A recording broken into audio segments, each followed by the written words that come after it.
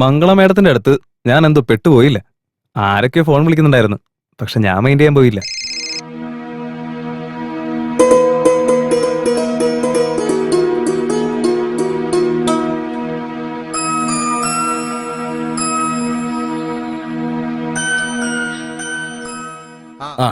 എടുക്കുവച്ചേ.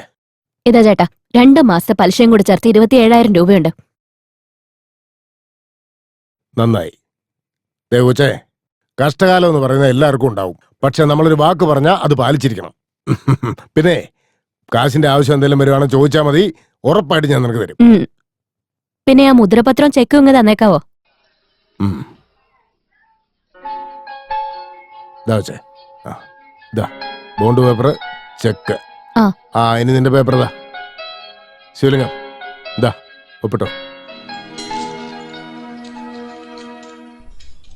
എടോ ശിവലിംഗം, 6% പലിശ. പലിശ എടുത്തിട്ട് ബാക്കി പണമാണ് ഇപ്പൊ തരാൻ പോകുന്നത്. പിടിച്ചോ. ഈ കൊച്ചിനോട് പറഞ്ഞത് തന്നെയാ നിന്നോടും പറയാനുള്ളത്. മാസാമാസം കൃത്യമായിട്ട് പലിശ കിട്ടിയിരിക്കണം. 3 മാസം ടൈം. കുഴപ്പമില്ല, അതൊക്കെ അവൻ തന്നോളൂ ചേട്ടാ. ഇവൻ പ്രശ്നക്കാരനൊന്നുമല്ല.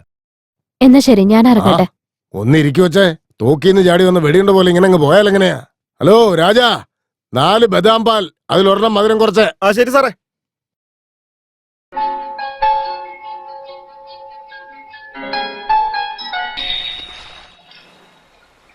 അങ്ങനെയാണെങ്കിൽ കാർ നിന്റെ ഒരു സ്വപ്നമല്ലേ? ഉറപ്പായിട്ടും. നിങ്ങൾ എന്ത് വേണേലും പറഞ്ഞോ, പക്ഷെ കാറ് വന്നതിന് ശേഷം ഒന്നുമില്ലാതിരുന്ന എന്റെ ജീവിതം ഇപ്പോ ഒരു അർത്ഥമുള്ള പോലെ. സാറ് വന്നു, മംഗള മേഡം വന്നു. വെറുതെ അമ്പലത്തിൽ കയറി ഇറങ്ങിയിട്ട് കുറെ പ്രാർത്ഥിച്ചിട്ടൊന്നും ഒരു കാര്യമില്ല. അതൊക്കെ എനിക്ക് മനസ്സിലായി. സത്യം പറഞ്ഞപ്പോ എന്റെ മനസ്സിനെന്തോ നല്ല സമാധാന ആശ്വാസമൊക്കെ ഉണ്ട്. ശ്മശാനത്തിൽ മനസ്സമാനം കിട്ടും ശിവലിംഗം. നല്ല മനുഷ്യനാവണം നമ്മൾ ആദ്യം.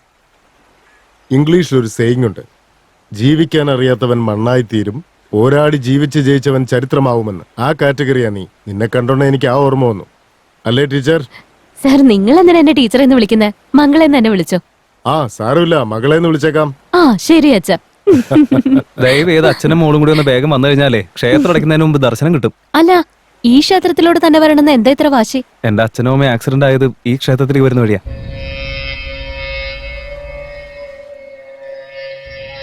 എന്റെ മുത്തശ്ശി ഇടയ്ക്കിടയ്ക്ക് എന്നോട് പറയാറുള്ളതാ, പെൺകുട്ടികളുടെ മുമ്പിൽ വെച്ച് കരയാൻ പാടില്ലെന്ന്. ഞാനിപ്പോ വരാം. ശിവലിംഗം, നീ എന്തിനാ ഇങ്ങനെ സങ്കടപ്പെടുന്നേ?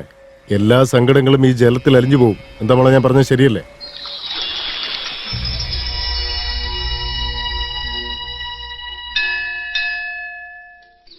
മോന്റെ പേരെന്താ? പേര് ശിവലിംഗം. രോഹിണി നക്ഷത്രം, മേഷരാശി. മേഷരാശിക്ക് രോഹിണി നക്ഷത്രം വരില്ലല്ലോ മോനെ. അതൊക്കെ എനിക്കും അറിയാൻ തിരുമേനി.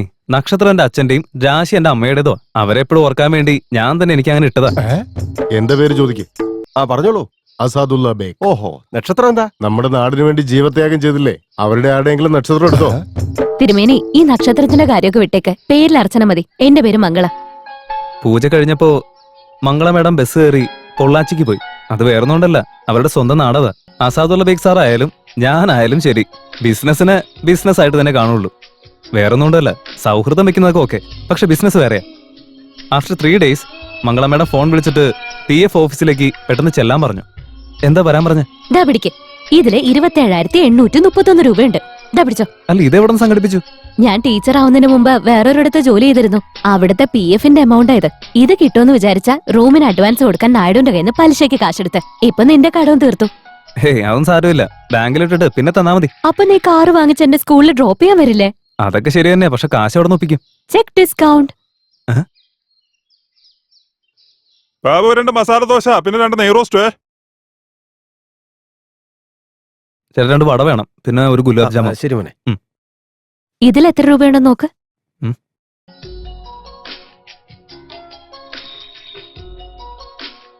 12,500 രൂപയുണ്ട്. ശരി. പിടിക്ക്. ഇതിൽ 7,500 ഉണ്ട്. ഇപ്പൊ എത്രയായി? ഇപ്പൊ 20,000. ഇത് ഞാൻ നിങ്ങൾക്ക് തരാനുള്ള 20,000. താങ്ക്സ് ഉണ്ട് കേട്ടോ. ആക്ച്വലി ഞാനല്ലേ താങ്ക്സ് പറയണ്ടേ. അല്ല, കാറ് വാങ്ങിക്കാൻ ഇനി എത്ര രൂപയാ വേണ്ടത്? ചെയിൻ 6,000 വെച്ചത്, പിന്നെ നായർ തന്നത് 18,800, ഇപ്പൊ നിങ്ങൾ തന്നത് 20,000. അപ്പോ ആകെ മൊത്തം 44,800. അപ്പൊ അത്രേ ഉള്ളൂ അല്ലേ?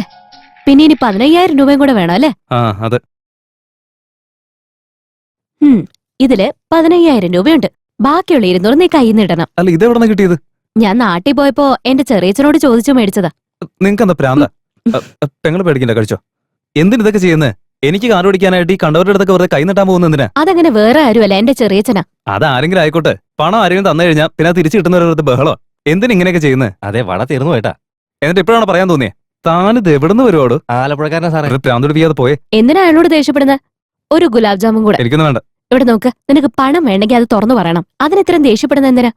ചേട്ടാ വേഗം ചെന്ന് എടുത്തിട്ടോ. അന്ന് നീ എന്താ കാണിച്ചത്? നിനക്ക് എന്നെ അറിയില്ല, എനിക്ക് നിന്നെ അറിയാത്ത സമയത്ത് നീ എന്നെ സഹായിക്കാൻ വേണ്ടി മാത്രം പണം റെഡിയാക്കി തന്നിട്ട് വലിയ ഹീറോയിസം കാണിച്ചു പോയതല്ലേ? അത് ഞാൻ തിരിച്ചു ചെയ്തപ്പോ എന്താ കുഴപ്പം? ഞാൻ ചെയ്തല്ല എന്താ തെറ്റുള്ളത്? ഞാനിത് നിനക്ക് കടമായിട്ട് തരുന്നതാ. സമാധാനായിട്ട് പിന്നെ തന്നാ മതി. നിനക്ക് മനസ്സിലായോ? ഞാൻ അതുകൊണ്ട് അങ്ങനെ പറഞ്ഞത്. അതും ഇല്ല ഇതും ഇല്ല. കഴിച്ചെന്റെ പൈസ കൊടുത്തിട്ട് വേഗം എണീറ്റ് പോകാൻ നോക്ക്.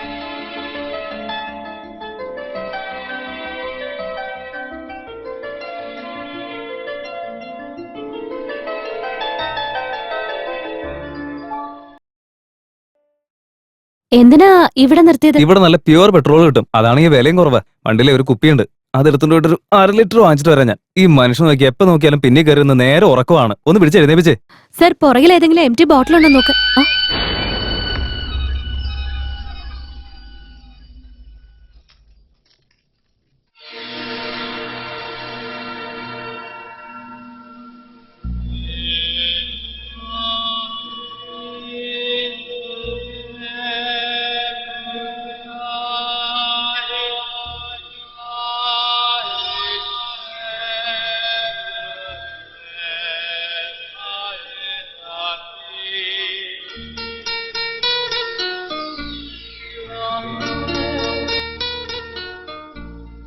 കണ്ണടച്ച് തുറക്കുന്നതിന് മുൻപ് എല്ലാം അവസാനിച്ചു.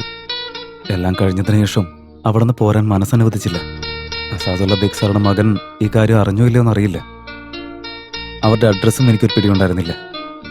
മംഗളയോട് സംസാരിച്ച ഒരു ആശ്വാസം കിട്ടുന്ന കരുതി അവരുടെ വീട്ടിലേക്ക് ഞാൻ ചെന്നു.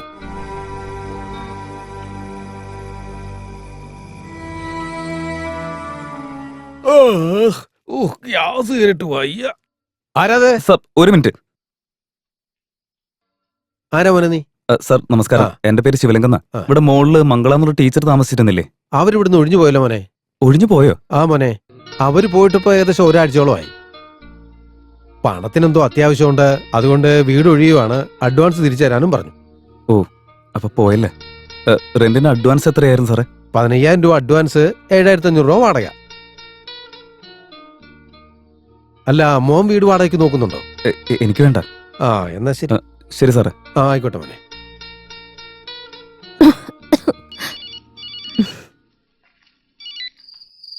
ആ പറയ് ശിവലിംഗം. ഹലോ, ഇതിപ്പോ എവിടെയുള്ളേ? കുറച്ച് സാധനം വാങ്ങാൻ വേണ്ടി കടയിൽ വന്നതാ. ചേടാ, ഒരു വാക്ക് പറഞ്ഞിരുന്നെങ്കിൽ ഞാനും കൂടെ വരുമായിരുന്നല്ലോ. എനിക്കും കുറച്ച് സാധനങ്ങൾ വാങ്ങാനുണ്ടായിരുന്നേ. അത് പോട്ടെ, എനിക്കെന്തോ ആകെ ഒരു സന്തോഷമില്ല. റൂമിലേക്ക് വന്ന ഒരു ചായ ഉണ്ടാക്കി തരോ? ഞാൻ എവിടെയാന്ന് പറഞ്ഞാ നീ അങ്ങോട്ടേക്ക് വരുമോ? അത് അയ്യോ, ഞാൻ വീട്ടിലെത്താൻ കുറെ സമയം എടുക്കും. സാരമില്ല, വന്നിട്ടുണ്ടാക്കി തന്നാ മതി. ഞാൻ ലേറ്റ് ആവുന്നു പറഞ്ഞില്ലേ നിന്നോട്? ചേടാ, വിട്ടുകളാ, വെറുതെ തന്നെ ദേഷ്യപ്പെടുന്നു. ദേ കണ്ടില്ലേ, ഓരോരുത്തരുടെ സ്വഭാവം ഇങ്ങനെയൊക്കെ മാറുമല്ലേ.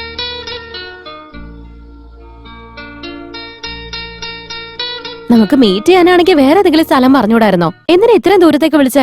ഓട്ടോയ്ക്ക് തന്നെ എത്ര രൂപയായെന്നറിയോ? ഞാൻ ദേ നിനക്ക് വേണ്ടി പരിപ്പടൊക്കെ ഉണ്ടാക്കിക്കൊണ്ട് വന്നിട്ടുണ്ട്. പിടിച്ച്.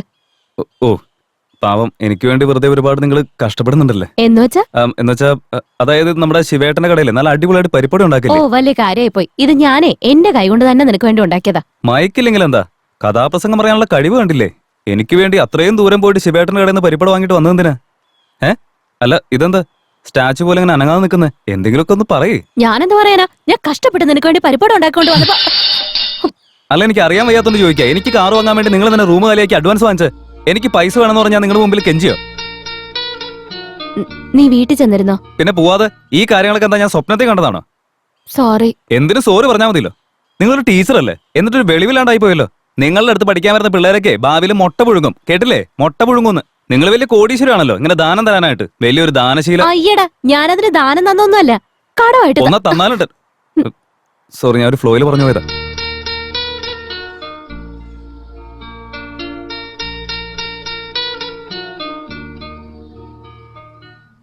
ദേഷ്യമൊക്കെ കുറഞ്ഞോ? കുറച്ചൊന്നും മിണ്ടാതിരിക്കാൻ പറ്റോ? അല്ല, എന്റെ സ്ഥാനത്ത് നീ ആയിരുന്നെങ്കിൽ എന്ത് ചെയ്തേനെ? ഞാൻ വേറെ എന്ത് ചെയ്യാനാ? റൂമിൽ നല്ല സമാധാനമായിട്ട് ഒരു ഓംലേറ്റും കഴിച്ച് സുഖമായിട്ട് കിടന്ന് ഉറങ്ങും. ഓഹോ, അങ്ങനെയാണോ? അപ്പൊ പിന്നെ അസാദുള്ള സാറിന്റെ അടക്കത്തിനുള്ള കാശ് നീ എന്തിനാ തന്നെ? അതൊക്കെ നിനക്ക് മാത്രമേ അറിയൂ, മറ്റുള്ളവരോട് പറയില്ലല്ലേ?